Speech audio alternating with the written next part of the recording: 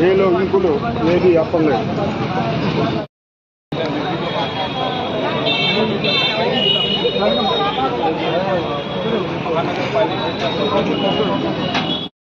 निधी या ठिकाणी मिळतो, परंतु तो निधी 5% या ठिकाणी न मिळता या ठिकाणी 15% या ठिकाणी निधी दिला पाहिजे। मला या महानगरपालिकेच्या आयुक्तांना एवढंच या ठिकाणी सांगायचं आहे की आम्ही गोरगरीब समाज आहे, आम्ही अपंग समाज आहे, आम्ही अपंग समाज जगायचा कसा। गेल्या वर्षी महानगरपालिकेनं सरकारनं ई रिक्षा सायकल या अपंगासाठी दिली होती। आतापर्यंत एकाही अपंगाला या ठिकाणी ई रिक्षा सायकल या ठिकाणी मिळाली नाही। म्हणजे महानगरपालिका आयुक्त करतं काय?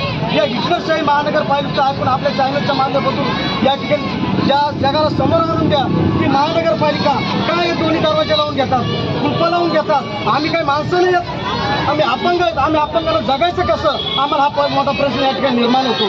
म्हणून या औरंगाबाद जिल्ह्यामध्ये आपण या ठिकाणी बघू शकता अनेक भ्रष्टाचार या ठिकाणी झालेले आहेत, अनेक भ्रष्टाचार या ठिकाणी होतात।